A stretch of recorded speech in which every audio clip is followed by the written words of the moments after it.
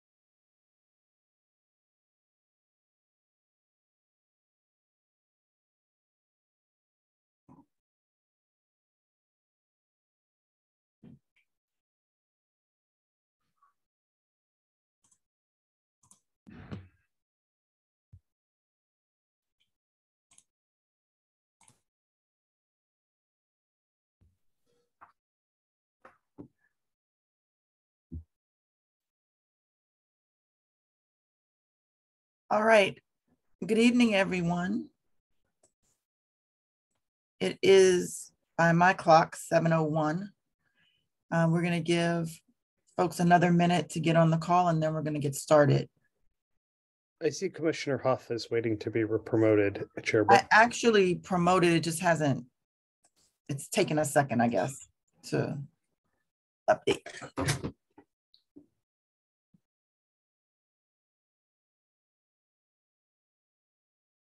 Why don't you try it, Commissioner Yates? Maybe I'm having technical problems.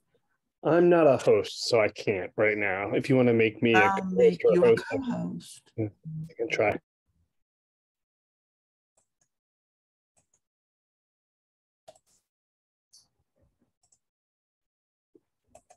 Oh, there she is. Just took a little while. It was the magic of making me a co-host that did it. You never know. Okay. It looks like we're missing one commissioner. Let me send a text. And then we'll call the meeting to order.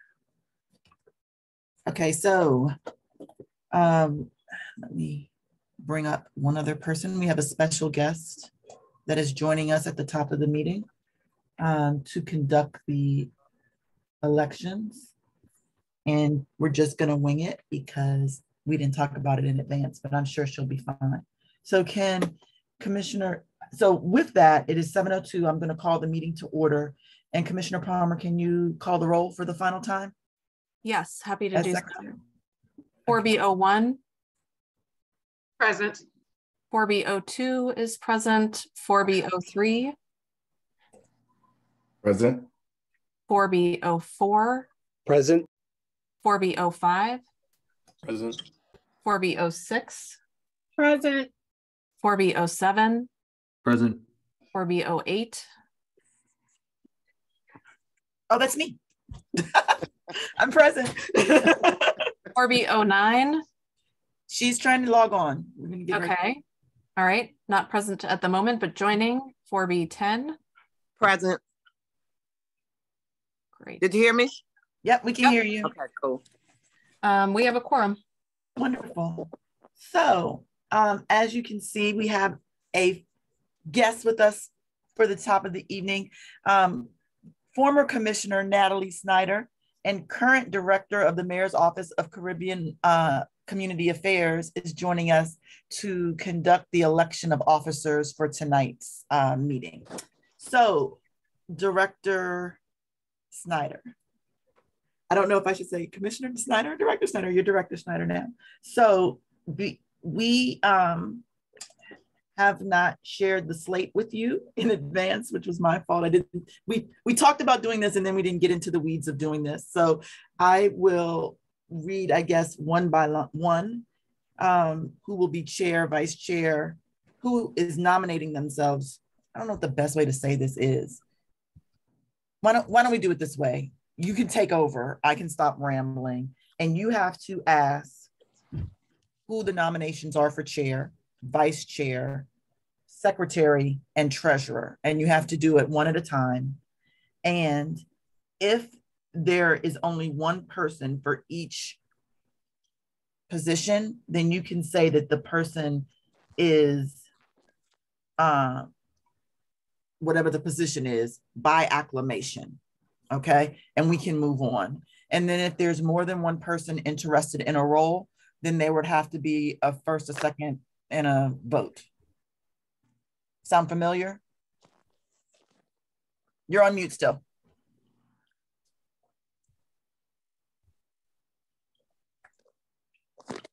There you go. Yes. Can you guys hear me? Now we can hear you. Yes. Oh, wonderful. Yeah, when you said 4B06, I was going to say present, but I Present. want Commissioner Johnson to choke me. So for those of you that are new to the commission, Director Snyder served as the 4B06 commissioner for how many years? 2 or 4? I was served for 2 years, but I love to say I was twice elected, you know, to Yes. just pump me up a little bit. Yes. So she did. She ran twice and was elected twice. And then after the election, but prior to the start of the term, she moved out of the ward, which I know she regrets, but she can't say that now. Yes. Who wouldn't want to live in 4B, right? So Well, I think I understand the rules, and I know you said I cannot base this on fashion, so it's no one will win based on fashion. yes. Just I'll get straight to the questions and just let me know when you would like me to start. Right now. Okay. Do we have any nominees for president? Chair, not president, chair. I'm sorry. Chair. Do we I have would any- like to nominate Allison Brooks for chair. Second. Do we have any second nominations? And see, how long should I give? 3 before- times. You have to ask 3 times. Right. Do we have any other nominations for chair? Going once, going twice, 3 times, okay. By, you said assimilation, what's the Acclamation. acclamation? By acclamation, Allison Brooks is the new chair of ANC 4B. Thank you. Congrats. Thank you. Do Now we you have have, the vice chair. do we have nominations for vice chair? I'll I'd like to nominate. nominate, Go I'd like ahead. to nominate Commissioner Aaron. I second. Aaron Palmer. Do we have a second nomination? Do we have anyone else for vice chair? Okay, going once, going twice, 3 times. It looks like Miss Erin Palmer by acclamation. Did I say it right this time? Acclamation is the new vice chair. Congrats. Congratulations, Ms. Palmer. Thank you. Congratulations. Next, secretary or treasurer? Doesn't matter. Oh. Do we have any nominations for secretary? I'll I'd like, nominate. Go ahead. Go ahead, Commissioner. I'll nominate Kevin Gilligan for secretary. Kevin Gilligan. Do we have a second nomination? Do we have a third nomination? Well, we don't even have a second, so I guess we wouldn't have a third. And by acclamation, Kevin Gilligan is now secretary. Congratulations, Kevin. Do we have any nominations for treasurer? I nominate Audrey Walker. Audrey Walker. I'm sorry, was someone going to say I second that? I feel Second. like okay. Do we have a second nomination? Going once, going twice, going 3 times. Miss Audrey Walker is now the new treasurer. Congratulations, Audrey, Miss Walker. Thank you. And Thank you. So since we have a representative from the mayor's office and from, would you be willing to hang around for a few minutes and just speak for a minute about what it is that your office is doing in the community? I can definitely do that. So just let me know when did you want me to do it now or later in the meeting? No, I need to take care of a couple of more technicalities and then we will bring you back up. How about that? No problem. Congratulations, everyone. Thank you. Thank you. All right, so I'm going to, let's just leave you with the panel because it's probably too complicated to go back and forth, but I'll mute you for now. And then when we finish all the other votes, then we'll come back, okay? Got it. Thank you. All right, hold on. So next on our required duties for the day, we need to appoint a representative to the Walter Reed CAC. And it's my understanding that Zurich Smith is interested in representing us with regards to the Walter Reed CAC. So I am nominating Zurich Smith into that role. Is there a second and or any other interested parties? I second. Thank you. Are there any other interested parties? As Natalie said, going once, going twice, going 3 times. All right, Zurich, By acclamation, you are our representative to the Walter Reed CAC. Thank you. All right. Next, we need to consider and approve the January agenda, which obviously everyone received. Are there any changes as I move to my agenda? Give me 1 second.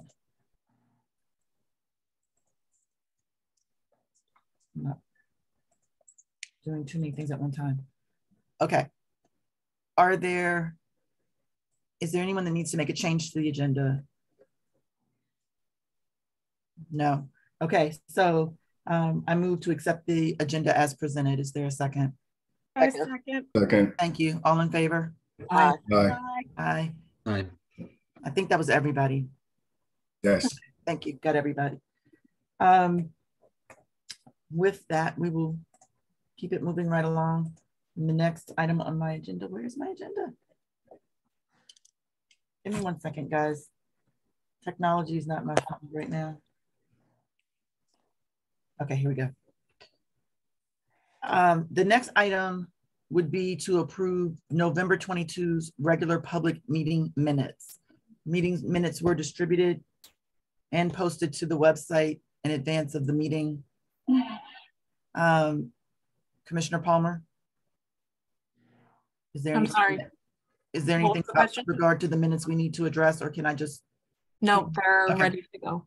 Okay, so is there a motion to approve the minutes as presented? I'll move to approve the minutes as presented. Is there a second? I I'll second. Thank you. All in favor? Aye. Aye. Aye. Okay, I think that was everyone. Commissioner Huff, I think I heard you. Did you say aye? I did, yes. All right, thank you. All right. Nextly, there's the approval of the 2023 meeting schedule.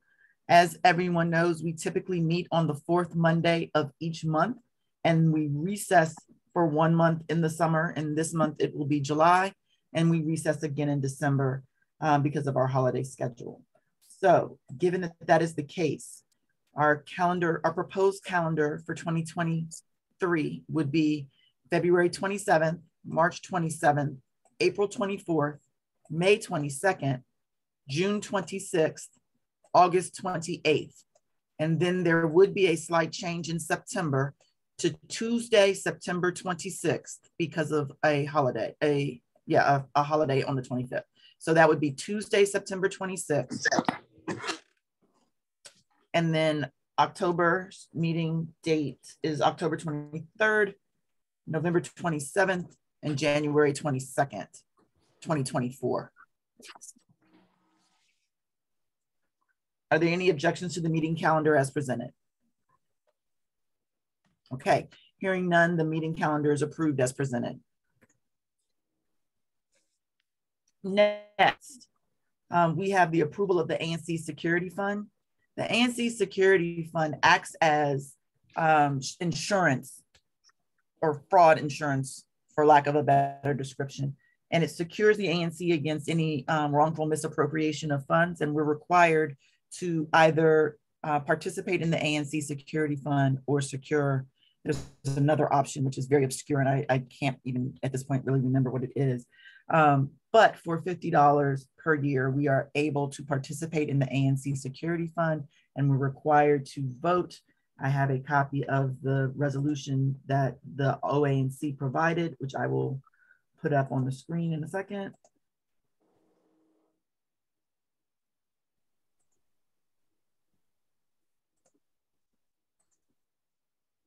Okay.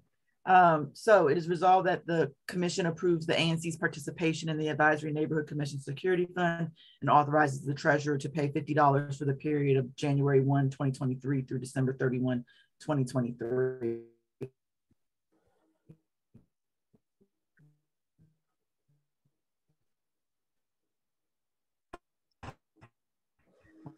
So with that, I make $50 to participate in the ANC Security Fund. Is there a second? I'll second. Thank you. I'm gonna take my share down just because it's easier for me to see everyone. All in favor? Aye. Aye. Aye. Thank you. That's everyone. I appreciate that. So next on the agenda is the treasurer's report and quarterly financial report for the first quarter of FY 2023. Commissioner Walker, you're going to present and I'm going to share my screen. Is that right? Yes. Okay, 1 second.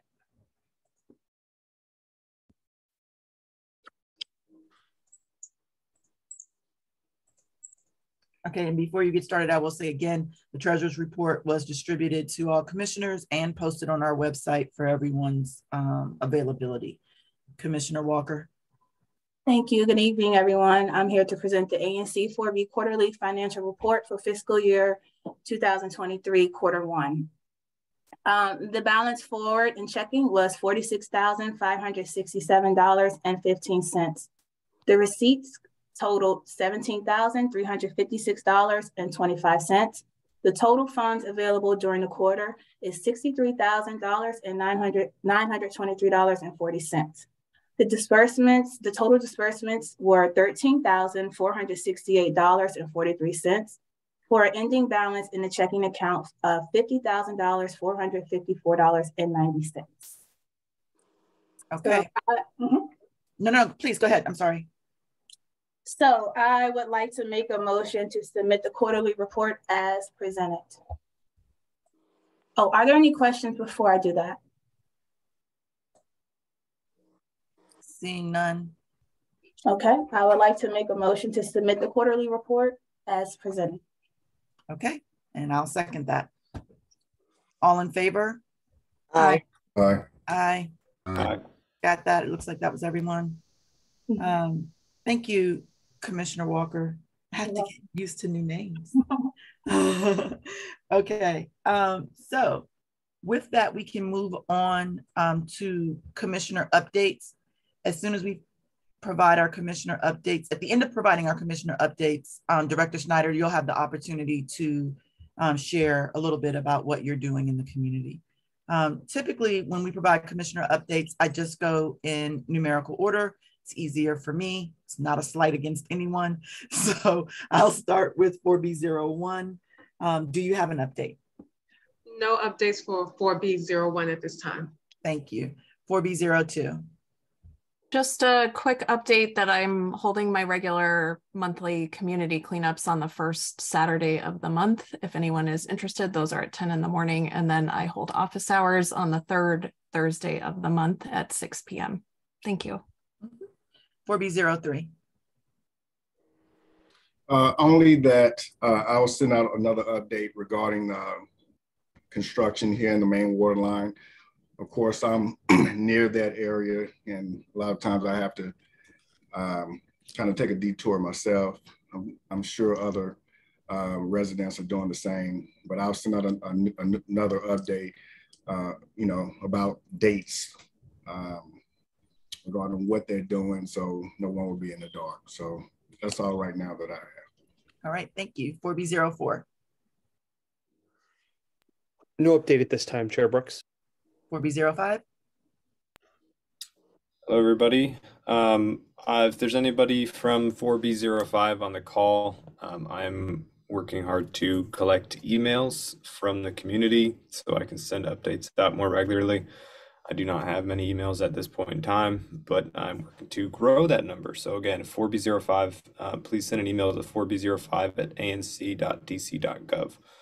That's all I got for now. Thank you. Wonderful. 4B06. Nothing to report at this time, Commissioner. Okay. 4B07. Hi, everyone. For the folks that are in 4B07, I just want to report that I'm doing office hours Wednesday afternoons at Lamond Recreation Center.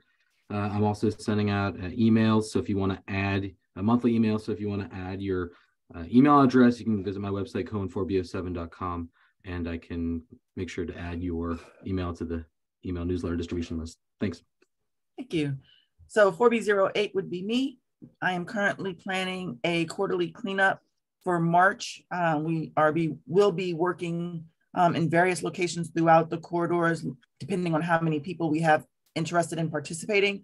You can email me at 4b08@anc.dc.gov to indicate your interest in participating, and we'll get you more information. All supplies, gloves, tools, masks, hand sanitizer, grabbers will all be provided. We just need warm bodies to show up and help us clean up.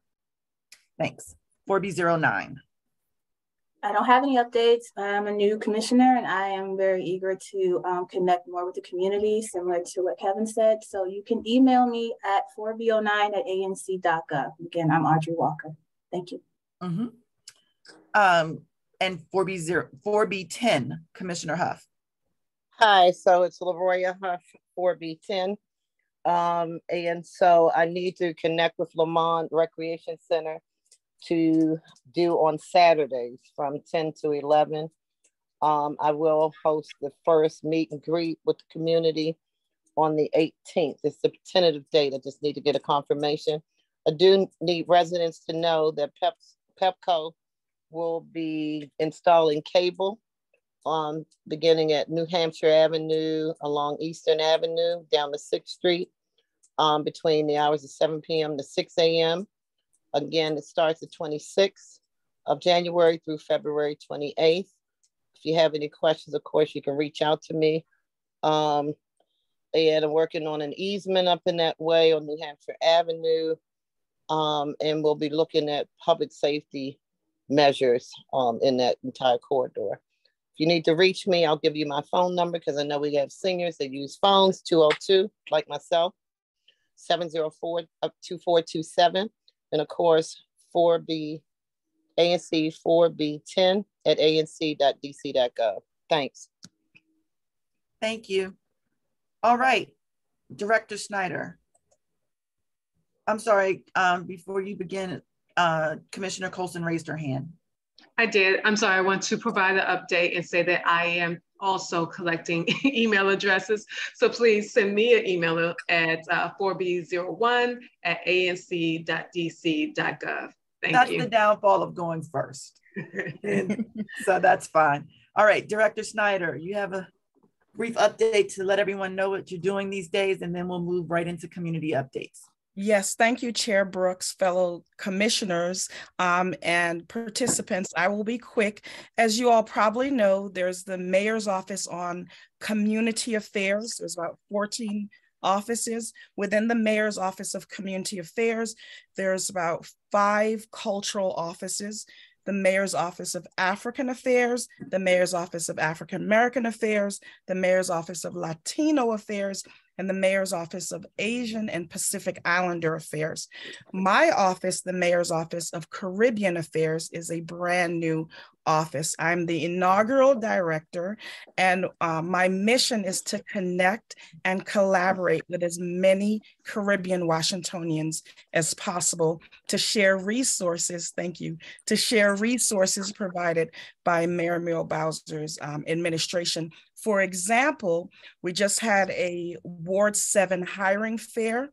There are about 70 participants that received jobs on the spot. So it's my job to make sure the Caribbean community is aware that there was a hiring fair, because what we hear is there's lots of resources, but it's not getting out to the community. So my big push is to make sure that I engage with all the ANCs and let you know what's going on with our office. I would like to ask everyone, and I'm trying to be quick because I don't know if I got 1 minute, 2 minutes, but I'll try to be quick, to follow my office on social media at MOCA DC. That's MOCCA DC. That's on Twitter and Instagram, and on Facebook at Mayor's Office of Caribbean Community Affairs.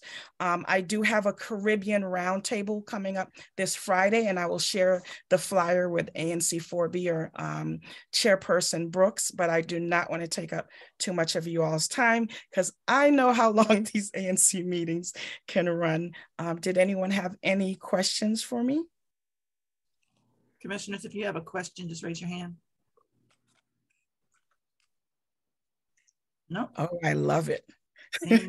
Right. Thank you.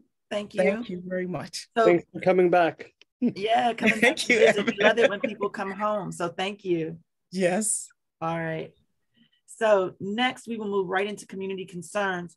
And you know, I just realized that we started the meeting and I just made the assumption because we've been virtual for so long that everyone would understand sort of how to raise your hand and take themselves off of mute if they have a question. So let me just go over that really quickly So if you're online, you can use the raise your hand function, and we'll call on you and elevate you to ask your question. If you're on the phone, you can dial *9 to unmute yourself, and we'll take community concerns with regard to 4B for those of you that have some, and each person is allocated 1 minute. And I'm going to ask people to forgive me in advance, because unfortunately it is my job to keep us on track. And when we have a busy agenda, I try very hard to be respectful of everyone's time.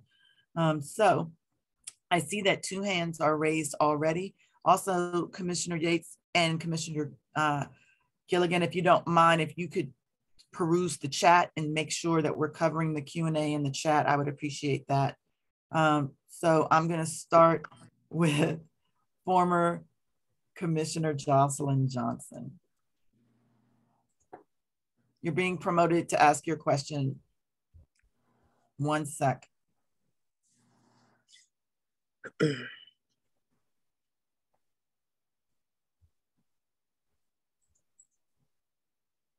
Good evening, Commissioner Johnson. Hi, can you hear me? Can hear you. Cool. I just wanted to come on and congratulate everybody. You guys looking good. And I just love being on the other side of the well, thank you very much. Congratulations to all of you all, because you got your work cut out for you, because DC is rolling in the hot sauce. Commissioner Huff, did I hear you say something? Hey. For me? Yeah. Oh, no. Okay, sorry. I thought you were talking to Commissioner Johnson. Okay. All right, well, thank you very much, Commissioner Johnson. We're going to move on to the rest of these questions, and I hope you hang around for the whole meeting. I am. All right. Thank you.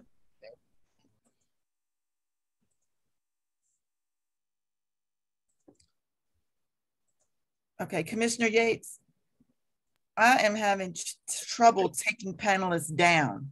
It's not. I can work on that for you while you work on promoting. Thank you.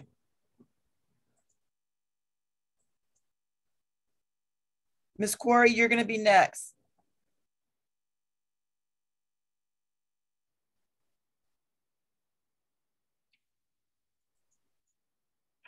Good evening, Ms. Quarry.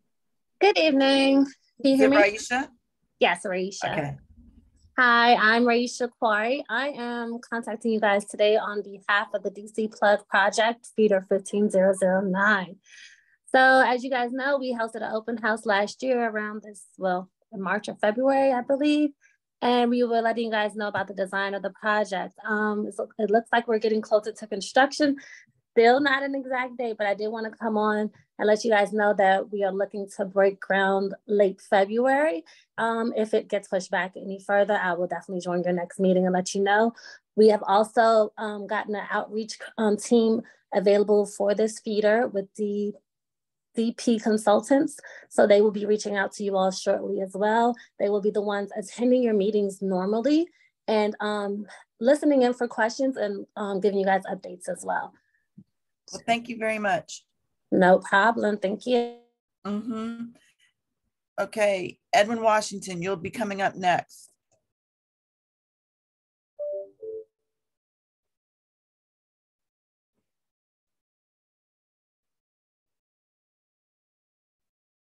And for the new commissioners, for those that are coming up to ask their question, if you could indicate your SMD or your affiliation to the commission, that would be helpful.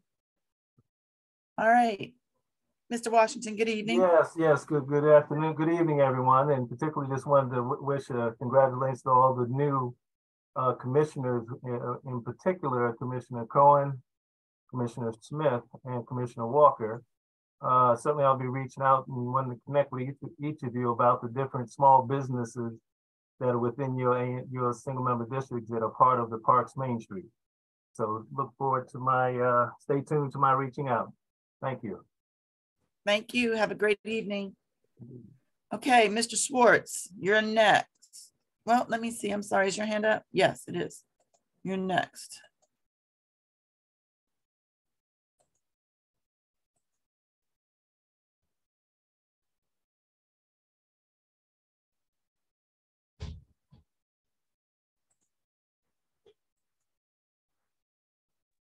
Can you hear me? We can, yes. Okay, great. Let me turn on my video. Okay, I don't want to take up a lot of your time. I just want to congratulate everybody and to welcome myself into my new SMD for BO4 with Evan Yates. And I'm very excited about this new commission and the prospects of you continuing great work. So thank you. Thank you, Paul. All right, have a great evening. Mark, you are next. I can't see all of your last name, so I'm just going to call you by your first name. Please forgive me.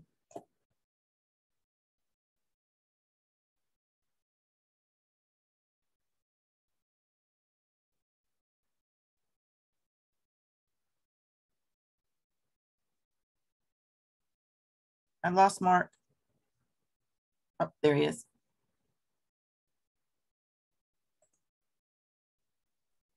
Hello.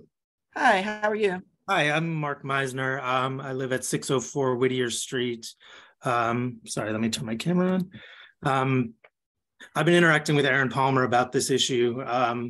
The entire block has been desperately trying to get a four-way stop sign installed at the corner of 6th and Whittier. And I would just ask the ANC to help in any way they can to do this. I think it has full neighborhood support. There was another terrible accident at this intersection over the weekend where a driver, 4 cars were involved. So this unfortunately is not an uncommon occurrence. So I just ask for the commission to do what they can to help us move this forward. Thank you. You're welcome. Thank you. All right, let me keep going. Martha, you're coming up next.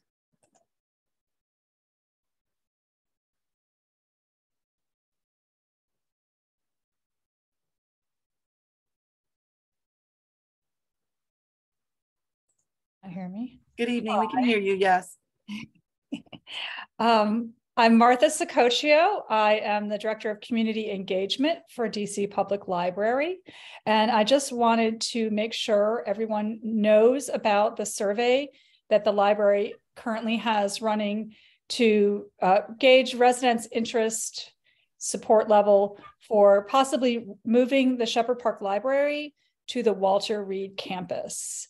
We've had the survey out for a couple of weeks. It will be out for at least 2 weeks more. Am I able to post in the chat? Yes, yes. Now you send it to us and it doesn't go to everybody. We'll make sure it gets put in. Okay, so I'm going to post a link to the survey in the chat and you all can share that with folks. Yeah, that's all I wanted to say. So thank you. Before you go, I think there's a question. Sure. Yeah, I wanted to ask a quick question. The original justification for a library was to serve the Brightwood, like a library move was to serve the Brightwood community, right? Like there was an underserved area that was determined to be south of Walter Reed. Has the library abandoned, like, is this an abandonment of the efforts to find a location actually in Brightwood? So it was Brightwood Park, Manor Park were the two areas. I think we are interested in seeing whether or not this location fills that need. So we are limited in the sites that we have access to, is I guess how I would say that. And so this is one that has come up as an opportunity. And so, and we're moderately excited about it, but we can't answer the question, right? It's for the community to answer the question. Okay. Well, thank you very much. Thank you. You all have a great night. You too. Zach, I'm elevating you next.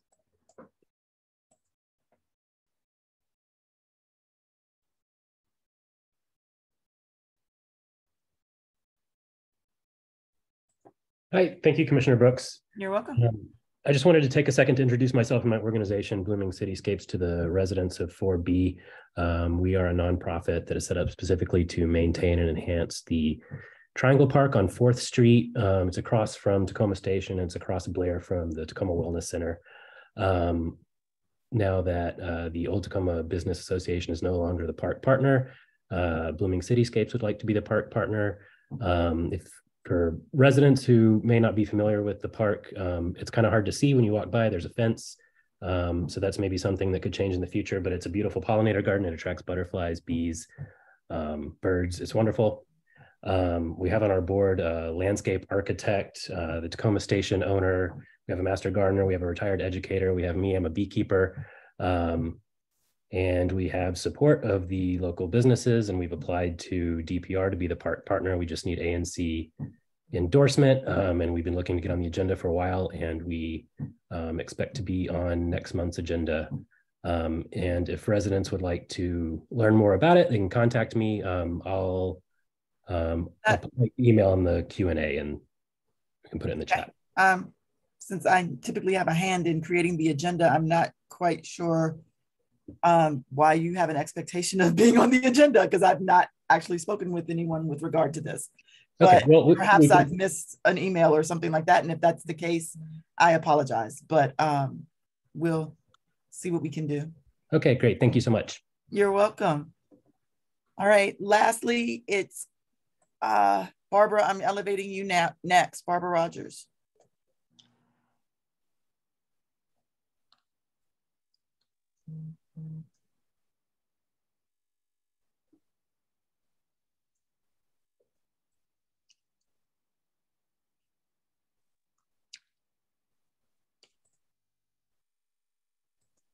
Okay, so I wasn't quite sure, Barbara, if you had a question under the community concerns section or if your hand was raised for another reason.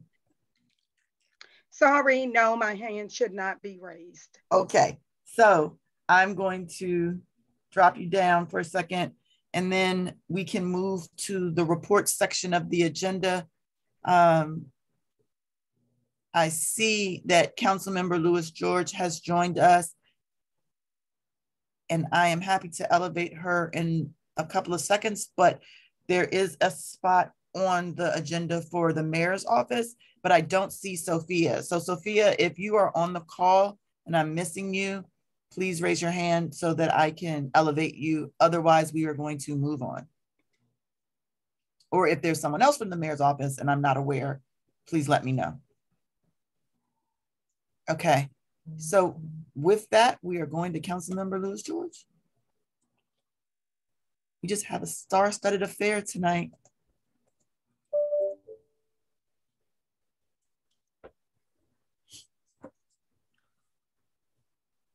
Councilmember, you're coming up. Thank you, Chair Brooks. You're welcome. And Happy New Year to ANC 4B and commissioners and community. ANC 4B is incredibly productive and an innovative commission, and I'm grateful for your partnership in our work to support our communities. My first order of business is to introduce our new community engagement director, who many of you may know already, Barbara Rogers. So I'm going to promote her now. Great. Barbara is a former ANC commissioner herself, having served in Riggs Park. It serves as the president of the Lamont Riggs Citizens Association, is a DCPS graduate as well. And Barbara and the rest of our team are looking forward to continuing to work closely with all of you. Barbara will be representing me at our Advisory Neighborhood Commission meetings, and will be point of contact for ANC commissioners. But as always, you can always directly contact me as well, but Barbara will be here as well for that. One important update that I want to make sure I share is that I am hosting my 3rd annual Listen As We Climb community listening sessions this month. As I've done every January, the purpose of these listening sessions is for neighbors to talk about the issues that matter most to them, so they can shape the agenda for the year. Everyone says, what's your agenda for the year? It's not my agenda, it's Ward 4's agenda. And so it shapes our legislative work, our budget priorities, our constituent services, and our community work. And so every Ward 4 resident is encouraged to attend those listening sessions and let their neighbors know about them so they can attend too. I want to thank Commissioner and now Chair, congratulations, Chair Allison Brooks, Chair Brooks, Commissioner Huff, and Commissioner Cohen for attending our listening session on Sunday for Riggs Park, Lamont, and South Manor Park. And I'm looking forward to Thursday, where we will have our listening session in Tacoma and Manor Park, which will be at 6:30 p.m. at Coolidge High School. In addition to the listening sessions in each of our different communities, we also will have a all virtual session that's open to all Ward 4 neighbors, recognizing that some people may not be able to do in person. We have this option. That option also will include ASL as well as Amharic and Spanish interpretation at the all virtual. So if there are any individuals who may not be able to be in the in-person or have those issues, please let us know. And please encourage them to join the all ward session, which is Thursday, February 2nd at 6:30 p.m. As always, the dates for the listening sessions and links are on my website at janiceward4.com/listen. This month, we started a new council term, and I was appointed as chair of the Facilities and Family Services Committee, which includes oversight over DGS, the agency that manages maintenance of our DCPS schools and our rec centers, as well as all of our other government buildings. So I'm looking forward to digging deep into how we improve services through DGS in the maintenance of our schools, our recreation centers, as well as other government buildings. I also have Department of Buildings, which is formerly known as DCRA. So I'm looking forward to working with the Department of Buildings to address vacant, blighted properties, as well as a number of issues that have been identified, particularly that have impacted 4B as well. And I also have the Child and Family Services Agency, also known as CFSA, and the Department of Disability Services and other important agencies. We've been meeting all week with these agencies and their teams in preparation for oversight. Lastly, as you know, we have performance oversight hearings, which are coming up, which are starting at the end of this month. I am particularly, as always, ANC Commissioners 4B has always shown up, but I'm asking ANC Commissioners to not only show up, but to organize for community members to testify. My team will also be doing that work. We have identified neighbors who have reached out about a number of issues with different agencies, and we're trying to organize for people to show up to those hearings, particularly around matters that have impacted agencies that have had an impact on Ward 4 and the services that we receive. So DPR, DGS, DBH, you know all the ones that, we've, DPW, all the ones that you've gotten emails from constituents about consistently, and we've worked together consistently. So it does make a difference. So would love to see everyone there. Our team has put together a full performance oversight schedule as well. The budget oversight schedule is also up. And we have instructions, although I know many of you also have instructions for how to sign up for each hearing. And that's on the website at janiceward4.com. /oversight. And so my team and I are available if you have any questions or need support signing up as well. I know the commissioners know how, but if community members also need support in signing up, we want to help make sure your voice is heard in oversight, because it does impact the ways in which agencies serve our community and the ways we can do that better. And lastly, as always, if you don't already receive it, please sign up for our weekly newsletter to receive all of the updates, which I give a weekly update on what's happening at the council, legislative updates, as well as community updates. So that is all I have, because I know you have a busy agenda. Congratulations to the new executive board. I look forward to working with you as always. Thank you again to all of our 4B commissioners, both returning and new, for the work that you do and the work that you've already done. And thank you for working with my team and Barbara Rogers in this next year. Thank you. Thank you. Do you have a moment to answer questions if there are any, or? I'm always happy.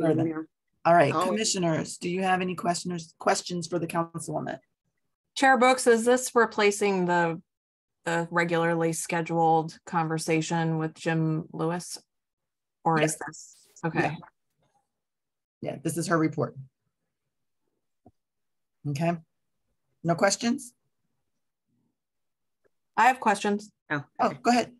Yeah, we've received a few updates about proposed legislation about notices of intent for the removal of trash cans, and I'm wondering if there's any action being taken to replace the trash cans that have already been removed. We've heard anecdotally of dozens of them, so it's fine to give notice, but is there action being taken to replace any of them? And I also want to highlight the comment of my constituent, Mark, who was raising the issue of the always stop at 6th and Whittier. The commission has weighed in repeatedly by resolution, by 311 requests. We're kind of at our limit for what we can do. DDOT has said they won't install an always stop. So we're at a loss here and hoping that you can be helpful. Okay. Thank you for that. So 2 things with the trash cans that have been removed. I am currently working with Councilmember Brianna Doe, who is now the new chair and is working with DPW at the current moment. Our teams both collectively were trying to have taken account of personal trash cans that we knew about and got neighbors' information and assessed. We're waiting to hear back from DPW on the trash cans that will be replaced and when they will be replaced. We did introduce legislation at the end of last session. My team did introduce legislation regarding notice requirements for when trash cans are removed that included ANC commissioners. And we will be reintroducing that legislation in this new legislative cycle. Although, legislation takes a period of time. And so we're hoping that DPW will actually give us a list of the trash cans that they will be replacing and account for the ones they have removed with reasoning before the legislation is needed to do that.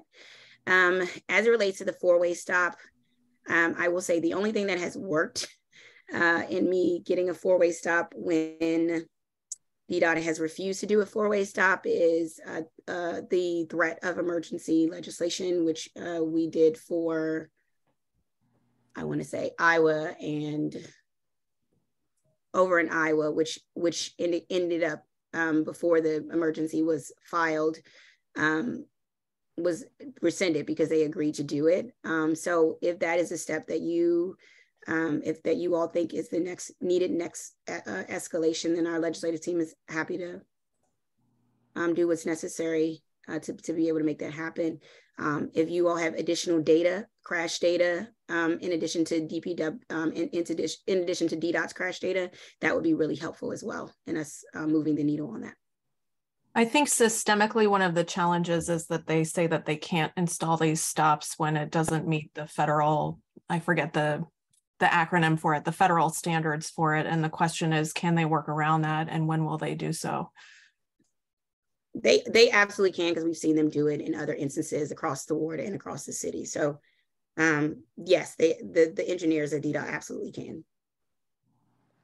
At what point, sorry, Commissioner Yates, give me just a follow-up. At what point does anyone help us engage with DDOT, Councilwoman? Because we are, as a commission, collectively doing everything we can possibly do, but we never really move the needle on, very clear what we think are simple fixes, and they don't happen. Is that something that maybe as a commission, at the commission level, you can engage and participate in a conversation with DDOT in the effort to get these things accomplished? Because while we're talking about 6th and Whittier right now, there are plenty of other locations that have come to their attention in the past. Mm-hmm. Yeah, absolutely. I mean, the only solution I found for DDOT at this point is to legislate it. That is the only solution that has worked, I've found effective. That's the only reason we did the Safe Routes to School Act, was because doing it school by school and waiting for a miracle to happen, and then witnessing crashes happen as a result of that, not moving it. The only thing I found that has worked from an oversight perspective is to actually, for the legislative branch, to actually just legislate DDOT to do something. Given that shouldn't be the solution to it, it's just that's the only thing that has moved the needle, especially in intersections where we have sort of been frustrated with the response from DDOT. In that regards, I am hopeful with Chairman Charles Allen as the new chair of Transportation and Environment, who has committed to making improvements in regards to how DDOT responds to the community and to intersections where we've had known crashes as well. And so working with Chairman Allen, I am on the Transportation Environment Committee.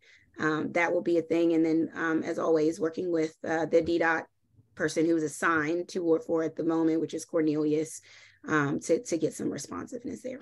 But as always, I'm hoping everyone will show up at oversight hearings as well. I don't know if you all had a chance to talk through with the executive the new TSI process. I've given my thoughts on the new TSI process that is not inclusive of community or inclusive of ANC commissioners. And so I'm hoping you all will also weigh in and give your feedback and opinion on that as well. Okay, thank you. Commissioner Yates? Yeah, thanks for coming, Councilmember Lewis George. I wanted to talk about last year during budget season, you offered emergency legislation to require a librarian be provided to all District of Columbia public schools. And that was emergency legislation. My understanding is that Chair Mendelson didn't agendize the permanent version of that bill, so it didn't essentially make it through the funnel for reasons I don't know, but because I like school librarians. But I wanted to ask if your intent was to offer emergency legislation again to ensure we have school librarians and permanent legislation to go along with it. I don't know the reasoning as to why you don't have to explain for him. It's all good. Okay, thank you. But I will say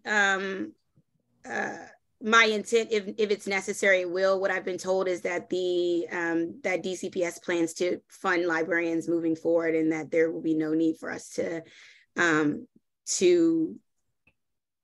do anything, because they have made a commitment and promise that librarians will be funded in the school budget. But I know Charles Allen did do a permanent bill, and I know his team is continuing to work on if they will need to do a permanent bill moving forward.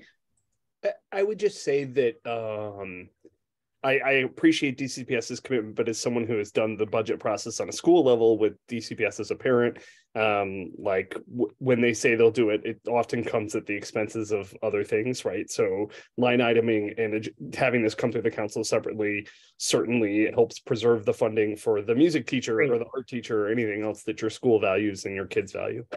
I agree with you, and I'm prepared to do it again if necessary.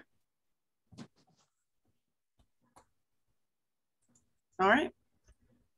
Well, thank you for your time. Thank you. We have one question in the Q&A if we're taking. Oh, wonderful. Allison Horn says, I'm a 4B03 resident near Coolidge at 5th and Tuckerman. Thank you for your work on the Safe Routes to School Act, and congratulations on it being signed into law. Do you have a sense of the timeline for when we can begin to see traffic safety infrastructure improvements like raised crosswalks around our 4B schools? Yeah, so we already, the good thing is Councilmember Che, before leaving the council with NT&E, funded it. And so the Safe Routes school team already is in the process of implementing the plan. I do not have the exacts for our community right now, but I will reach out to DDOT and see what the plan installation is specifically around IW Wells, Whittier, and Coolidge, and Capital City. All right. Thank you very much. Thank you. I hope to see you all on Thursday. 1 second. It looks like Commissioner Smith had a question. Yes, I have one quick question for you. I've had several constituents, I guess, raising concerns about Tacoma Rec Center, about maintenance and repair issues over there. I did get an update sometime, I guess, early this month about the boiler and the HVAC system over there. It had been repaired. I guess the pool was down at one point, but we know we have locker problems and other issues that are going on that constituents are, I guess, complaining about. So do you have any updates at all regarding the repairs and maintenance of the Tacoma Rec Center? Yeah, so in regards to Tacoma Recreation Center, this is through the scope of DGS, now working with DGS. Some of the issues is that I think community members thought that the renovations that occurred, which was specifically for the roof, HVAC, and pool, were also included in that scope of work. Was also renovations to the locker room and the other parts of the facilities.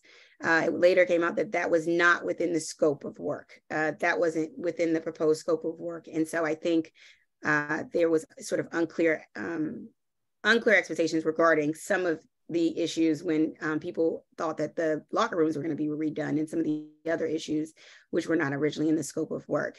What we've been told is we've been still working on all sides of Tacoma as far as making the improvements and repairs. DDOT has given us updates on outstanding work orders.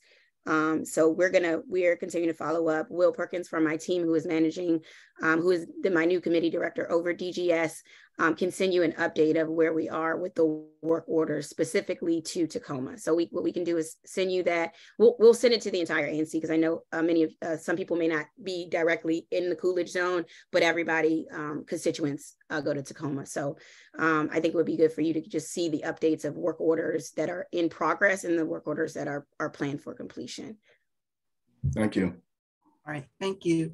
And with that, we are going to move to speak with Sophia Tacola, who has started as our MOCR as of last month, right, Sophia? Has it been a month?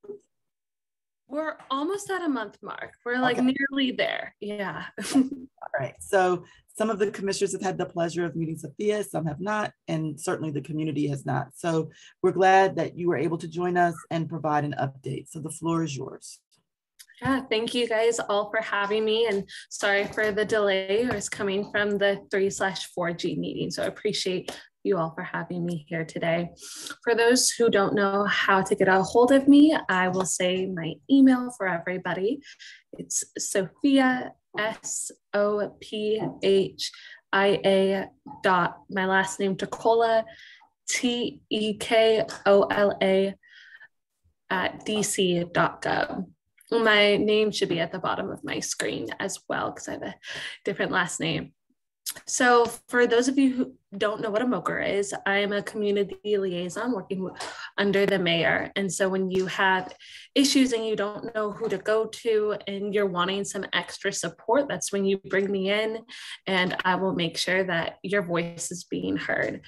Along with that, there are some things that I got emailed about this week, and so I wanted to make sure that everybody, especially our ANCs, are aware of what's going on. And so I will read those now, starting with DPW. Currently, DPW is still collecting all of our holiday trees and greenery at the curb. And so if you don't have a curb to be dropping those off, you can also bring them to, where does this say, the B section in each ward, as well as from January through March 3rd on Binning Road at the 3200 block of Binning Road Northeast, and the Guy Mason Rec Center at the 3600 Calvert Street Northwest. You can bring them both there, or the B section in every ward. And they will also continue the second phase of leaf collection all the way until February 11th. So if you still have any of those issues, please let me know, and I will make sure that we are getting DPW seeing where the leaves are and being aware of those. As well as that, this morning I got a message from OPM, which is going to have a program called the Guidance on Promoting Internships and Other Student and Early Career Programs in the Federal Government, an accompanying guide. It's a long name, but essentially what that means is for all of our youth that we are trying to figure out whether they're going to go to college or university or start in a career or maybe have their own career for themselves. This has a wonderful opportunity for internships, fellowships, apprenticeships, and other student early career programs in both federal government as well as general government, and to continue uplifting our youth. And you can find any of those internships through usajobs.gov or through recruitment@opm.gov. So definitely, if you know of youth who want to be involved, I know we are constantly talking about our youth. As someone who used to be a teacher, youth is very, very important to me. So if you know of youth in the area, please let me know. And then also this Friday, from the times of 9 to 1 p.m. I will be doing a walk through 4B. And so if you want to be a part of that walk, please let me know. I would love to meet with you, whether you are an ANC or you are in the community in general, and you are like, hey, this area, no one's paying attention to it. Please take a photo of it so the mayor knows about this. please let me know. I would love to meet with all of you guys. And if you have any questions, the floor is open. Thank you. We'll just go in numerical order. 4B01. If you don't have any questions, yeah, that's great. 4B02. Thank you, Sophia. I'm going to ask you some questions, and I know you're new, so there's no pressure here. And these are also intended for the council member's office, so I'm hoping some of her people are still on as well. We've seen a growing issue with grocery carts around the neighborhood, and what's kind of peculiar is they're often from grocery stores really far away. Like, I wouldn't be hesitant to just wheel them back, but they're not even necessarily close. Like, some from places like, I don't know how they're getting there. So yeah, I saw a Twitter post about the Walmart one. And I'm yeah, like, I wonder if Walmart's going to pick that up. Well, they rarely do. And part of the challenge is when we report to DPW, we run the risk of them ending up in a landfill. And that seems like the worst solution to take something like that. So if there's some effort that can be done with grocery stores, that would be great. We have a long-standing problem of commercial vehicles parking on the 6500 block of Piney Branch by the Safeway. We have worked on this issue for years through 311 requests, through resolutions, through changes to legislation and regulations. And the trucks just continue to illegally park there. There will occasionally be enforcement for a short period of time and they stop, but then they come back. So this is just, the enforcement is part of it, but also we've talked about infrastructure changes. DDOT had told us at some point that they would put up no commercial vehicle parking signs and then retracted and aren't doing that anymore. So that's a long time issue. And then, you know when they said that, like estimate? We have a bunch of emails and I will make sure to forward you the whole string of communications. But the council member's office is also aware of this. This is like a years long thing. And I have asked over several months about an unhoused woman at the Tacoma playground who went to the hospital, and while she was in the hospital, her belongings were removed. And I would like confirmation that her belongings were returned to her and that she was connected with housing, because this happened. It didn't happen with any notice and nobody seems to have heard of her since. And I've asked for like 5 or 6 meetings now, and I can't get a response from anybody. So thank you. And I will follow up by email as well. Yes, absolutely. And then just so I made sure I wrote it down, you said 3500 block over by Piney? 6500 by the Safeway on Piney Branch. Thank you. Mm-hmm. Thank you. Any other questions? 4B03, 4, 5, 4. Yeah. Hi, Sophia. It's nice to meet you. I wanted to, we've written to the state superintendent before with concerns about OSI-DOT, and I have heard a lot, both from constituents and from the community writ large, about struggles at OSI-DOT. We're talking hundreds of missed routes of really high need students not being able to get to school, students with special needs, students in foster care, really vulnerable kids. Is there a route or a timeline or a plan for resolving the problems at OSI-DOT so we can make sure those kids are getting to school on time? Yeah, this is the first I've heard of it, but I will definitely look into that and get back to you. Who are you reaching for at OSI-DOT? So we'd written the superintendent directly before when they there were problems in my single member district about OSI-DOT resolving things by calling the police on parents. But we also believe that I've heard from several constituents, right, who have struggled over the years with unreliable service from OSI-DOT, but it appears that there's been a pretty severe turn to the worse in the past few months. Okay, thank you for bringing that to my attention. Okay, 5 and 6, 4B05, 4B06, any questions, comments? Nope. 4B07? None for me. Thank you. 4B07? Hey, Sophia, good to see you again. I just wanted to raise the issue of litter and trash. We had already spoken. I think we spoke about this, but specifically on Kansas Avenue, in between the Kansas and Peabody, North Dakota section, kind of towards Eastern Avenue. We had a neighbor go out and pick up trash along that route, and not more than 3 days later, it was sort of back to the way it was before. I've reached out to the Office of Clean City to try to get some support there, but I just wanted to put that on your radar.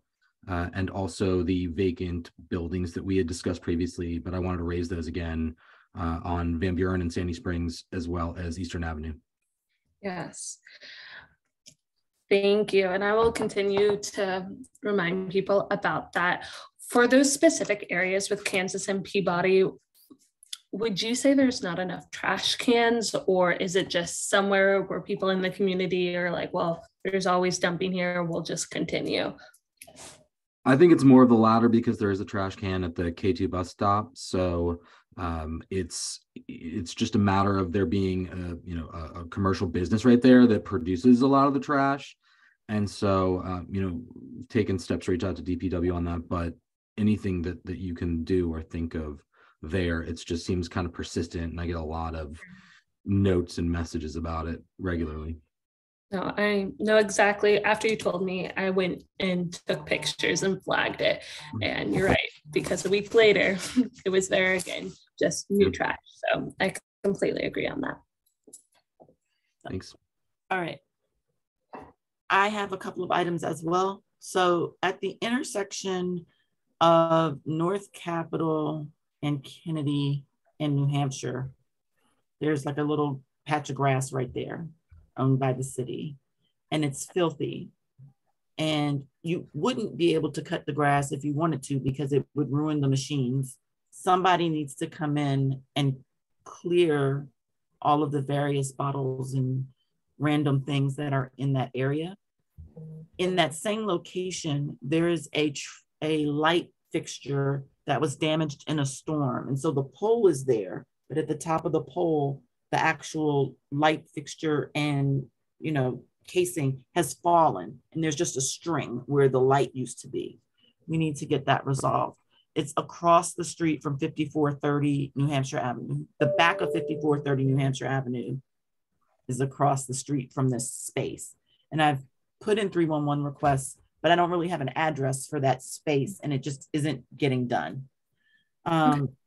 On the backside of that, there's a fence where there is a degraded mattress that's been there forever, and I'd just like to get it removed. It also doesn't have an address, but it's just been sitting there forever. And so I need your help in getting that resolved. And now, for what is my current pet peeve, and is not even in Ward 4, but I don't know who to escalate this to.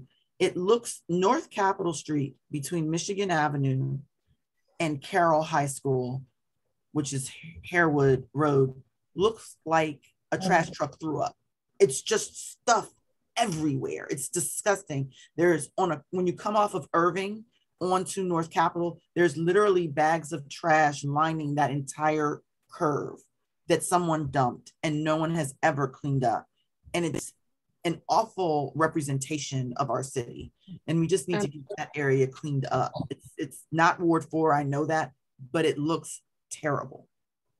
So if we could share that with the appropriate person, I would really appreciate that, because I drive by it on my way to work, and I'm like, this is awful. And so that I'm sharing that. And also I would be interested in going on your walk. So I'll email you to get more information. Okay, 4B09. Sad scene. Oh, I was just saying, it's always sad when sometimes I've noticed on some of these walks, like the high schoolers or even elementary and middle will have so many trash either in their field or around it. And it's just not what the youth should be looking at in our neighborhoods or anywhere in general. Exactly. Okay, 4B09 or 10, any questions? Yeah, I'm interested in going on the walk as well. I have a question about your internship program. Is there a website that I could look at, or any literature that I can have? Yes, there's the website would be through usajobs.gov, and there should be a tab opening up this week that will continue to tell more about it. And then I will send out an email to everybody after this call talking about the program as well through OPM. And then once again, you can also email recruitment@opm.gov, and that they should continue that conversation in a greater length. Okay, thank you. All right, thank you. Commissioner Colson? No, actually, Huff, right? Yep, I'm sorry. Commissioner Huff, then Commissioner Colson. All right, thanks so much. It was great meeting you Saturday at the meeting the mayor had. So a couple of things I did mention, I send this to you, but one is the DPW issue with defining an easement for a senior who doesn't have an alleyway where trash goes. And so that's kind of a big deal on New Hampshire Avenue. I did meet the person at DPW on Saturday. So I'll see what happens with going out to meet the resident, get her a logo for a can, and finding out if there is not an easement, because there's a fence now there where she used to empty. They'll go up the stairs, high incline on New Hampshire Avenue, and pick it up. So let's see what happens with that. Also, I'll need you to work with me. I know that there's that community site at the Hampshires that's still undeveloped. I need to find out what that's all about. I'm sure I'll call them into a meeting. There's a public space can that needs to be replaced. And then lastly, will the SYEP program roll out in February? Let's see. Normally it does. I have not gotten any confirmation, but I can look into that and get back to you, Commissioner Huff. Awesome. I won't be able to probably come on Friday. You didn't say what time, did you? From 9 a.m. to noon. I know, I'm working. So then we'll have to do a Saturday because I'm over in Southeast daytime. Thank you so much, though. Mr. Colson? Thank you, Commissioner. So this is taking me a little bit to get used to, so my questions come after the fact. Hi, Sophia. Nice to meet you. I'm representing 4B01. A couple of things. One, when the council lady was on, we were talking about schools, and I just want to elevate Crystal Ray, the school that's close to the line over in the shopping center, just to make sure that they get some attention in terms of safety. They don't have a traditional school building, and when they come out their front door, they're basically right on Georgia Avenue. So whatever we're doing for our children within the ward, I want to make sure that we keep them in mind as well. Okay. The other thing is, right on the line, one of my constituents on Blair Road, the light across the street from her is out, but she's been receiving the back and forth from 311, them asking her if it's the DC side or the Maryland side. So I went outside and took a picture of the number that's on the pole. That should have helped. I'm not sure. I don't think it did, because the last time I rode by, the light was still out. May I give you that pole number? Yes, for sure. Okay, let me enlarge this picture. It is 7934175695. So it looks like it's the DC side to me, but I'm not sure. It's literally right on the line. So I could straddle the pole and probably be in DC and Maryland. And then the last number. So sorry, can you repeat that number, please? Sure.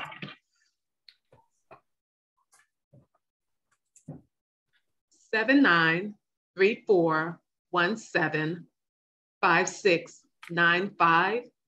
And when you look at the street sign on the pole, in one direction is Eastern and the other direction is Blair. So it's right on the line. Okay.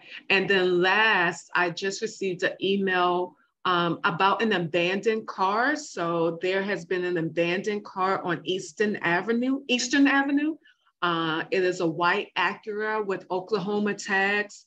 And my neighbor said that they have called out to 311 multiple times, but received radio silence. So if you can support. Are people not getting the email back at all on your guys' side? He said he hasn't received anything. Okay. It just says radio silence. So should there be a confirmation email as well when you call them? Yeah, so usually it depends if you make it through guest or if you have an actual account. And so if you do have an account, they'll give you the first email, which will be like, we'll get back to you within a week. And then within that week, they should be sending you a confirmation that they went out and saw it and something was done. And so if you don't ever get that, then it's a problem. Okay, good to know. If you're calling in, if you're calling 311, you have to provide them your email address. Okay, good to know. Thank you. Hey, I just wanted to interject if I could. Deborah Days used to be really good with the DPW side of enforcement. I don't know, I believe she still is. So she's another point of contact to get things elevated and get a response back. Thank you. All right. There is one community question, one hand raised for a community question. Sophia, let me get that elevated. It's Jocelyn Johnson.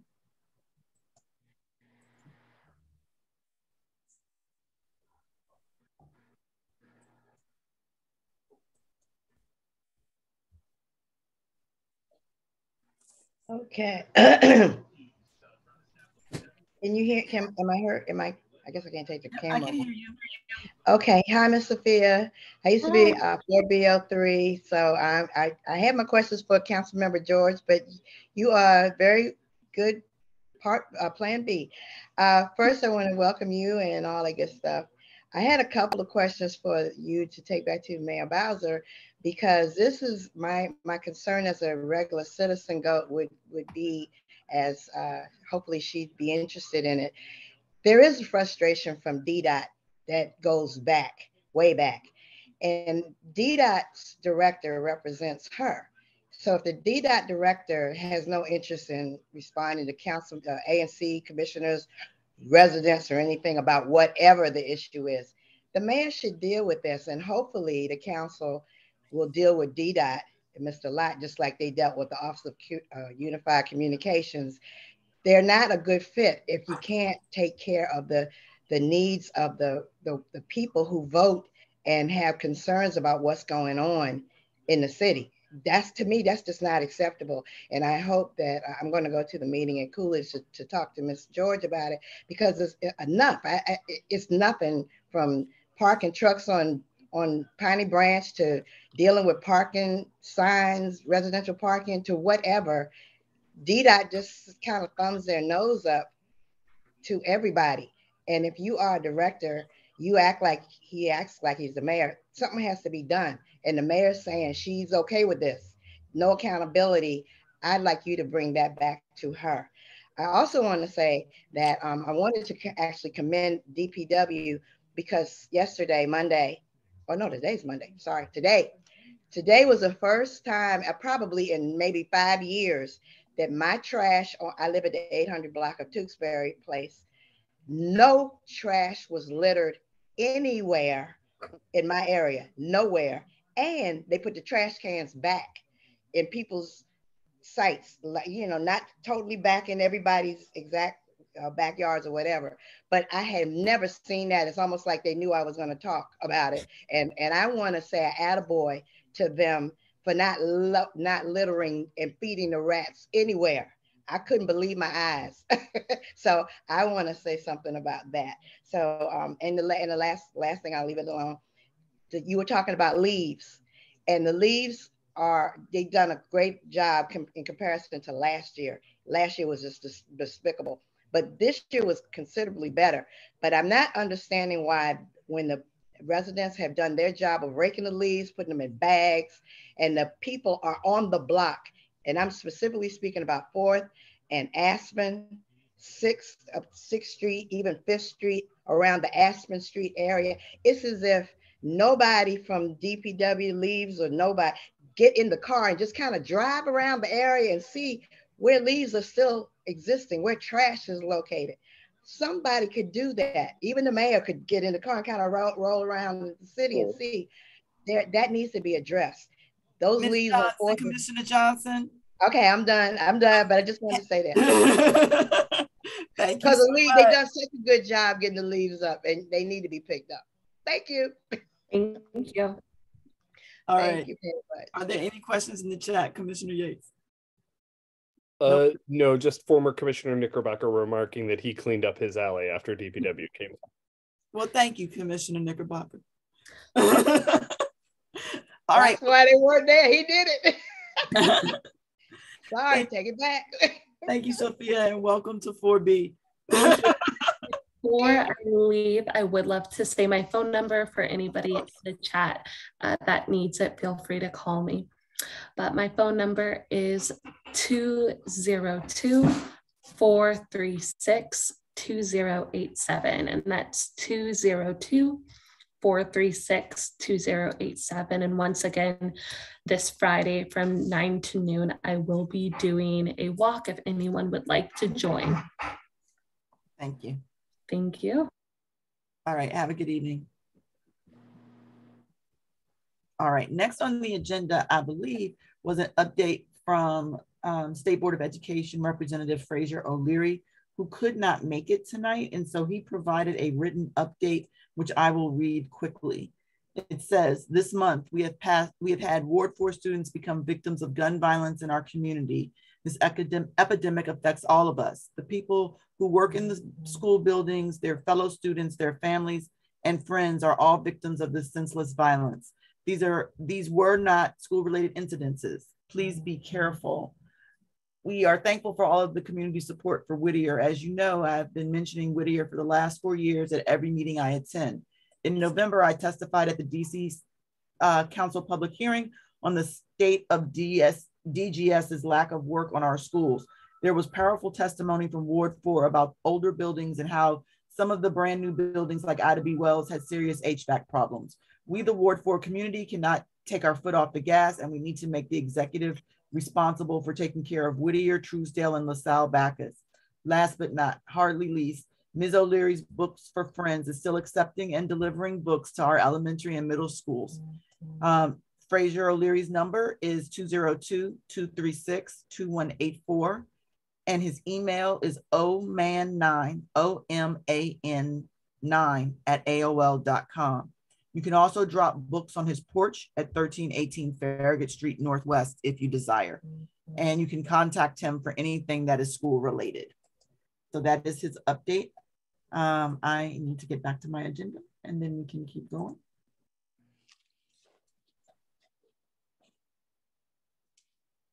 Okay, so next would be a Housing Justice Committee update. Yes, thank you, Chair. So we had our last meeting on January 4th with at-large Councilmember Christina Henderson. It was a very good discussion about some of her past and upcoming legislation, including related to community land trusts. Our next meeting, we meet on the first Wednesdays of the month, will be February 1st. We are changing our meeting time from 8 p.m. to 7 p.m. in the hopes that it's a little bit less burdensome for people. And we will be having at-large Councilmember Robert White in attendance, who will be talking about some of his affordable housing proposals and his new role as the upcoming DC Council Chair of the Council's Housing Oversight Committee.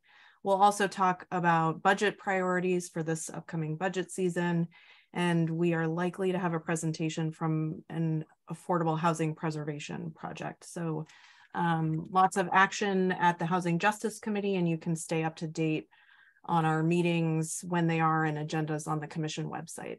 Thank you. All right, thank you. Commissioner Yates, you want to give the Vision Zero update? Vision Zero update. Yes, let me pull up my calendar very briefly. The Vision Zero Committee met Wednesday, January 18th to begin the 2023 term. The Vision Zero Committee is seeking new members. We've had some transitions, some folks step down. So if folks are interested in joining the Vision Zero Committee, they should email myself and Chair Brooks. We have slightly adapted our times for the remainder of remainder of our schedule through the year. We continue to meet on the third Wednesday, but instead of meeting at 5:30 p.m., we'll be meeting at 6 p.m. going forward. We heard at the last meeting from DDOT, focused mainly on the new TSI process that we heard referenced earlier, and we welcome your feedback on that process if you have any to come to us. Chair Brooks, did you have anything to add? Just that we had a really robust conversation with our representation for Ward 4, DDOT Ward 4 and representatives. And so hopefully it leads to a better support system and moving goals forward. So looking forward to that. Also, so after Vision Zero, there's community safety and support. Commissioner Johnson. Good evening, everyone. So I just have 2 updates. The first, as with other committees, we have had a bit of turnover, and so we are seeking members to join. If you have any interest, please feel free to reach out to me. I will put my contact information in the chat. Also, just to kind of have a our first meeting will be on February 20th and at 7 p.m. And I will be posting the agenda on our ANC 4B website closer to the actual meeting date. I'm hoping to have members from the Office of Neighborhood Safety and Engagement in the meeting to discuss what they do and how we can work collaboratively in the community. Thank you. So before we move to our presentation, which we will do very shortly, I should have made a announcement earlier that I'd like to make now. We have created an opportunity, a form on our website for residents to sign up to receive the agenda and meeting notifications directly. So I'm suggesting that everyone go to anc4b.org and sign up, please, to receive our monthly meeting notifications, as well as access to the calendar, right, Commissioner Yates? Yes, our digital calendar feeds, which are not updated yet because we just approved it this evening, so they'll be updated in the near future.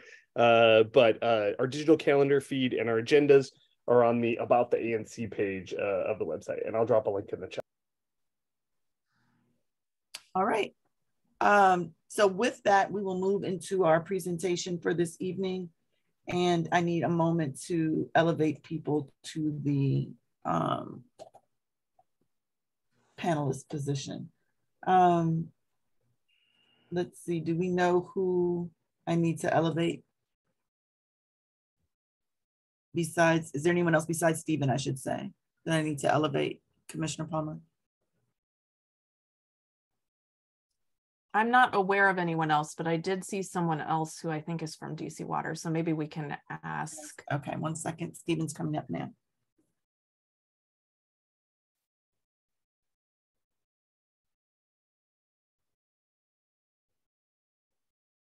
At least I hope he's coming up. This can be a little slow.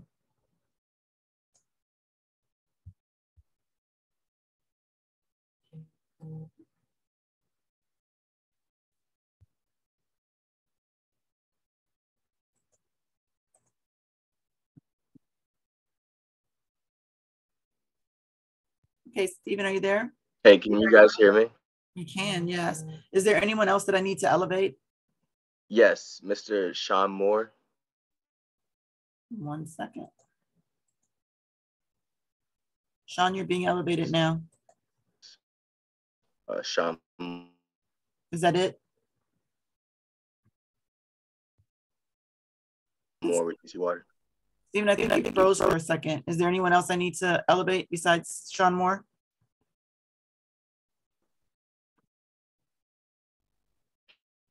Hello. Hi, how are you? I think Stephen's frozen. Either that or he's having a staring contest with us. Can you guys hear me? We can hear you, yes, but you're not moving on screen. So is there anyone else that I need to? Sorry, I just, I'm lagging. I don't know if it's my connection or this browser. It's okay, we'll make it work. Is there anyone else that I need to elevate to panelist? Thank you.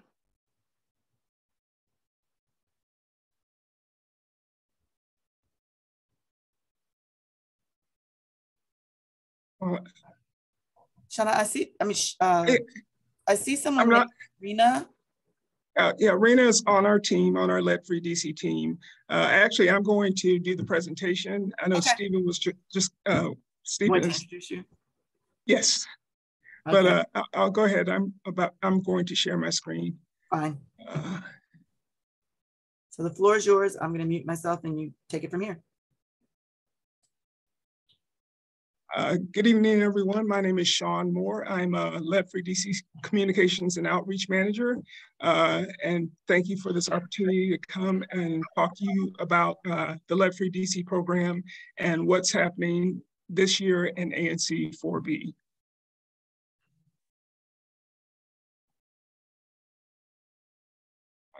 Can you all see my screen? Just first make sure. Yes. Okay, perfect. So first of all, Lead-Free DC is 3 key takeaways that I really want you all to get from this presentation. First, understand that Lead-Free DC is DC Water's plan to eliminate lead service lines, that we have resources available, our lead@dcwater.com, as well as our lead hotline, and then our website where you can get more information about lead, even more than I can talk to you about in this presentation. And also that there will be, free lead service line replacements within Ward 4 and specifically ANC 4B this year. And we are actually out on the street doing outreach to talk to residents about that right now. All right. So the key thing, so Lead-Free DC, DC Water's goal is to eliminate all lead service lines by 2030. There's some approximately 28,000 lead service lines across the city, and we're working on getting all those replaced. So this year we have support from the district, and we have this capital campaign where we're able to replace lead service lines for free. So we're looking to replace known service lines. We're also looking to verify the materials that, if we don't know what the material is for a service line, we're doing test pits and other work to verify the types of material that are there. So the question is, why is lead such a big deal?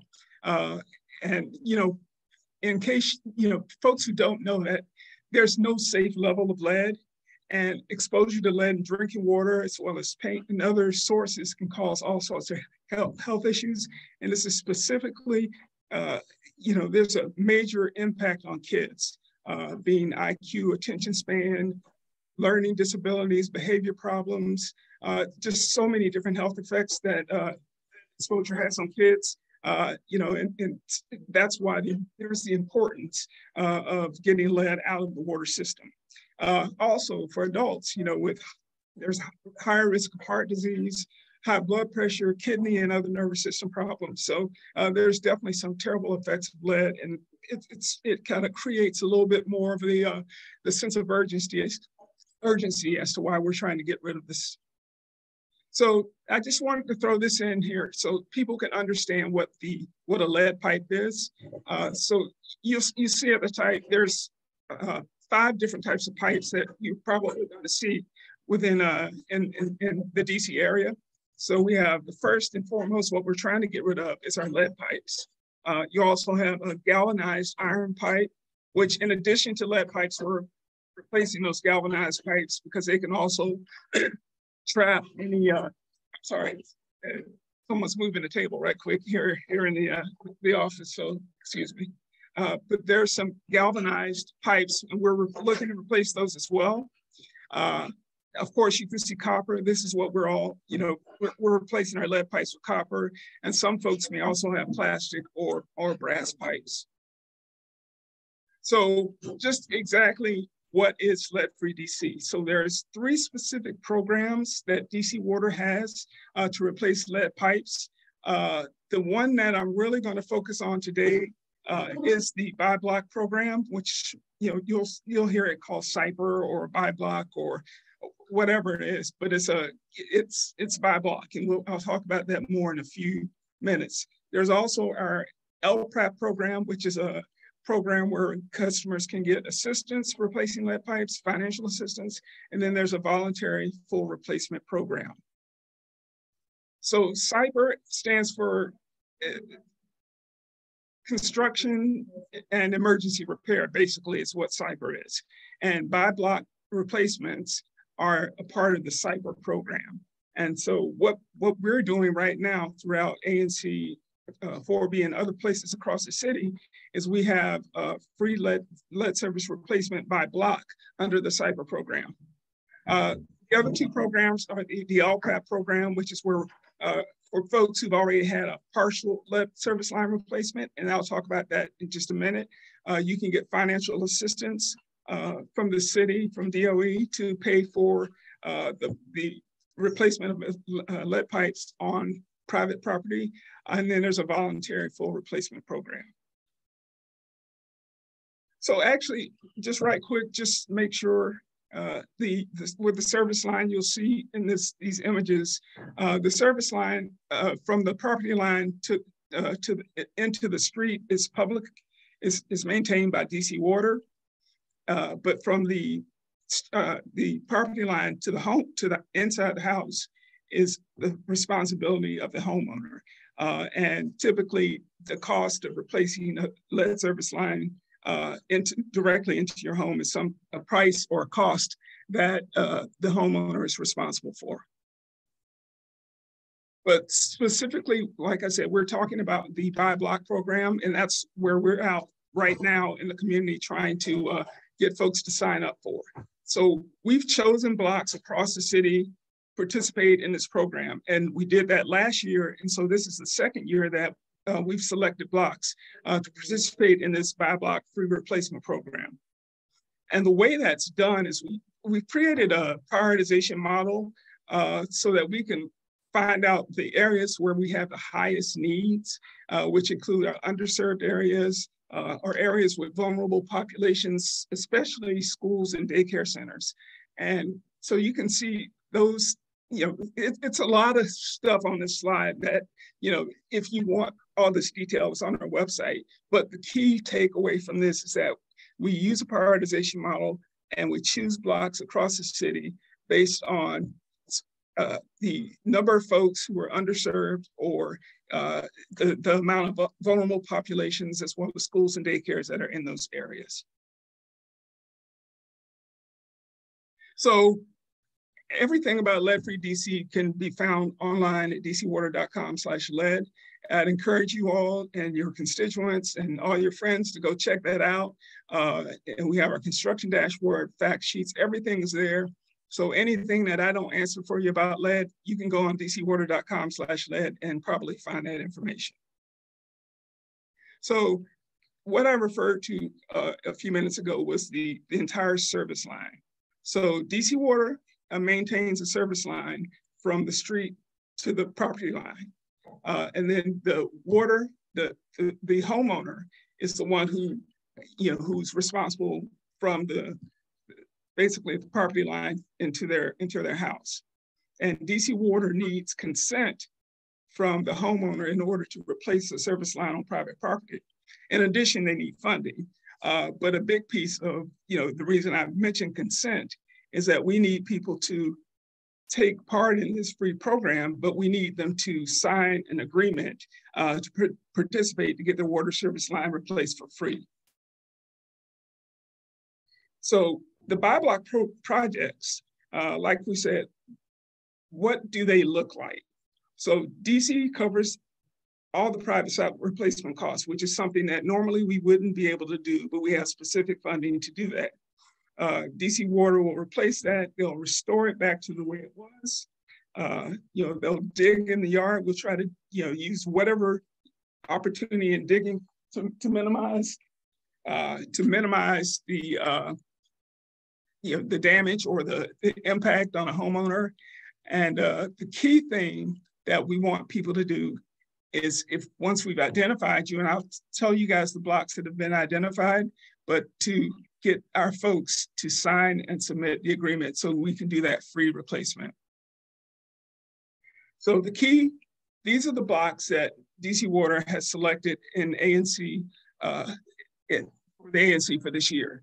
So you can see the number of blocks, what's been signed, what remains unsigned, and the key percentage of, right now we're only at 20% signed agreements for the year. And so we really want to up that number so that we can get folks, you know, signed up to participate and get this free service line replacement, which literally is valued at more than $3,000. So there's definitely a lot of money on the table, and there's a lot of opportunity for people to take advantage of this program and to get their service lines replaced for free. I'll provide this to you guys in the commission so that you can see which blocks are a part of this program for you. And so everyone can understand if they live on one of these blocks, our folks will be around to tell you more about the program. Again, we only have 20%. So what we want from you guys is we have 20% signed, but we really need to get more than that. We're asking you to encourage your homeowners to, on these blocks, to sign up for the agreements. Please ask that you be on the lookout for our outreach team. They're going to be out canvassing and talking about DC Water's lead-free programs, and also encourage residents in your community to visit dcwater.com/lead so they can learn more about lead service line replacements. So that's the key of what I had to talk to you about. Just to, again, get rid of those lead service lines by 2030. We have our tools for you to reach out to us and get folks to sign up for those free lead service line replacements. And that's my presentation. Yeah. Mr. Moore, did you say that there will be canvassers out knocking on doors? Is that what I heard you say? Yes. Okay. All right. All right. Commissioners, Mr. Moore, before we start taking questions, would you mind ending the share so that I can see everyone? Oh, certainly. Just a little bit bigger, it makes it easier for me. All right. Okay, Commissioner Cohen. Now I'm gonna turn off my camera if you don't mind, because I have to move around a little bit. Sure. Are you able to answer questions? Yes. Okay, Commissioner Cohen. Mr. Moore, thank you for the presentation. I appreciate it. Just out of curiosity, it's my understanding that your DC Water or the contractors are actually in the premises, in the home, and that sometimes there may be, when recharging the water, there may be interior damage that's incidental to the lead service replacement line construction. I'm just curious what DC Water does to notify homeowners of the possibility of this, and also if that does occur, what sort of recourse homeowners have. Thank you. Okay, so in terms of what, as a part of the program, when our folks come out to look at the service line replacement, and they'll do their inspection, they'll talk to the homeowner about what we have to do to do the replacement, what that might happen outside the home or inside the home. So we try to talk to them up front about that so everyone knows beforehand what to expect. If something, if there's an issue or something that does happen, we definitely are here to make sure that all those issues are, addressed. All right. Any other questions? Commissioner Palmer? Yeah, I had been hoping, and I don't want to put her on the spot. I see that Joanna Blotner is potentially here also. I was wondering how these programs relate to proposed legislation from the council member about lead line replacement. And DC Water folks, you might not be able to answer that question, but I'm just wondering if you have any thoughts or insights you can provide on that. Can you repeat the question? Yeah, our council member Joanna, has. If you need to be elevated to panelist, would you please raise your hand? Yeah, and I don't mean to put Joanna on the spot because I don't know if she's here for that, but the Ward 4 council member has proposed legislation on lead service line replacement. Mm-hmm. And I'm wondering how it relates to these existing programs,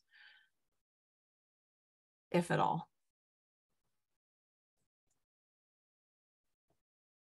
Okay, she's going to get promoted now.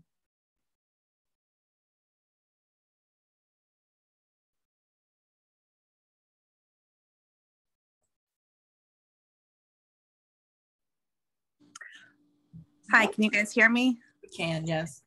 Okay, sorry, let me try to turn my camera on. It's not giving me camera access, so I will just talk very quickly. My name's Joanna. I work for Councilmember Lewis George as her legislative director.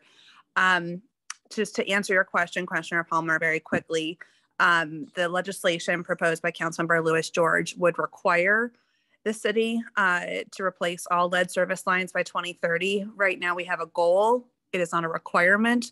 So the legislation would create a mandate for the city to replace lead lines by 2030. In doing this as a mandatory replacement, it hopefully gives the city a little more oomph in terms of helping to get people to sign those consent forms, which we know has been a challenge for a number of years for a host of reasons, but would hopefully create more emphasis on this. It would also help to reform some of the bifurcation of the programs.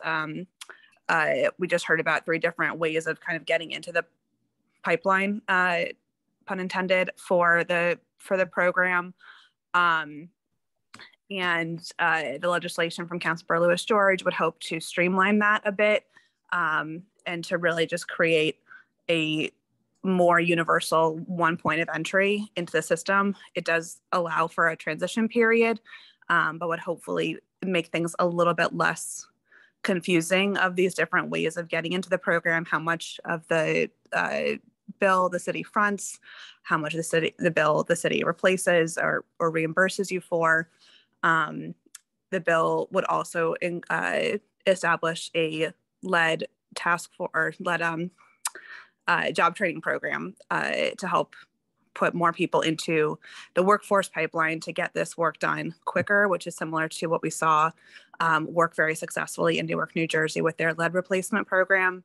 I am working on updating the legislation and hoping to reintroduce it soon with some feedback from the lead task force, that lead service line replacement task force that was providing some feedback to the city on DC Water's initial replacement plan, and also had helped to provide legislation that we could use as a model.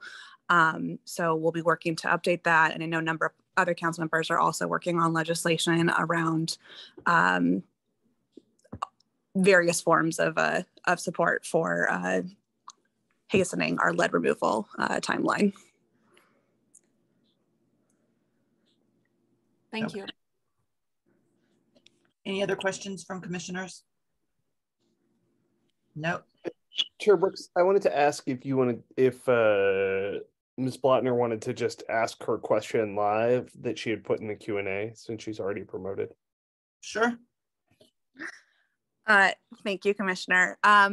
Yeah, I was just asking if there was, if DC Water could provide our office with a list of all the Ward 4 blocks that are on deck for the block by block replacement program, so that we can help to promote that out, working directly with the commissioners, putting this in our newsletter or on social media, but certainly concerned that only 20% of folks have signed up in the kind of 4B region, and I suspect that is a trend across the ward. So just want to be helpful where and how we can in promoting this replacement work.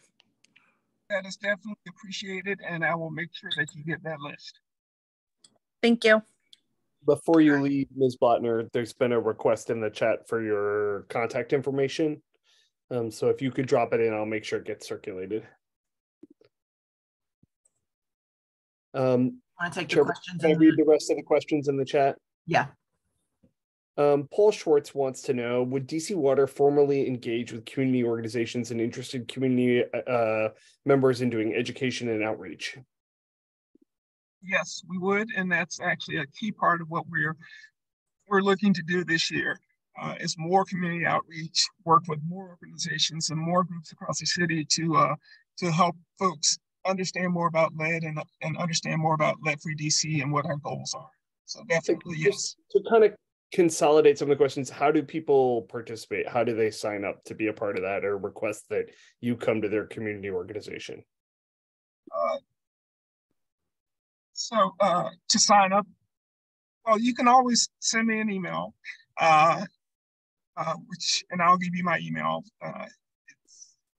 It's Sean, SEAN .Moore, MOORE at dcwater.com. And I will make sure that I share that with our outreach team and our marketing team so that we can get that information and coordinate to work with whatever groups or individuals who partner with us to talk about lead. Just to confirm, Sean.Moore at dcwater.com? Yes. Okay. All right, is that it? Can DC Water repeat how to find the prioritized blocks across the city? So the blocks, I can provide there's not a list per se that's posted of this year's prioritized box. There is a tool on the website that you can look on our dashboard, and I'll make sure that that information is available. But I can also provide you with a list of the blocks for any ward that you would like. So I do have that information. It is available electronically. I just want to make sure that that everything is up to date so that you all can have the best information.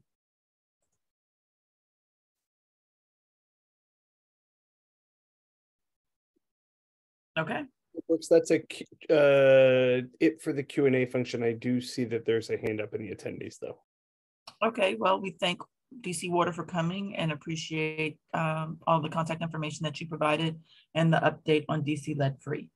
The last item on our agenda is our consent calendar. As everyone knows, the consent calendar resolutions and/or letters are posted on our website in advance of our meeting for the public to review. There is no discussion with regard to consent calendar items. Those items were all previously discussed. So we will read the items on the consent calendar and then we will hold a vote. So the first item is resolution 4B230101, calling for greater transparency and action to address sidewalk repairs, sidewalk gaps, and pedestrian infrastructure. Commissioner Palmer, Yates, Brooks, and Johnson. Resolution 4B230102, highlighting the history of advocacy for and requesting stronger centralized resources for successful advisory neighborhood commissions. Commissioner Brooks, Palmer, Gilligan, Walker, and Yates. Next, letter supporting and providing additional feedback on application of T&M Associates LLC and Washington Metropolitan Area Transit Authority for consolidated approval of a planned unit development and map amendment at Tacoma Metro Rail Station, ZC case number 22-36, Commissioners Yates, Palmer, and Brooks. Resolution 4B230103, expanding membership of advisory neighborhood commissions, Commission 4B's Housing Justice Committee, Commissioner Palmer. And Resolution 4B230104, calling on the executive to fully implement the Neighborhood Engagement Achieves Results Act of 2016, Commissioner Johnson and Gilligan. With that, is there a motion to approve the consent calendar as presented? I move to approve the consent calendar as presented. And is there a second? I second. Thank you. All in favor, please raise your hand or say aye. Aye. Aye.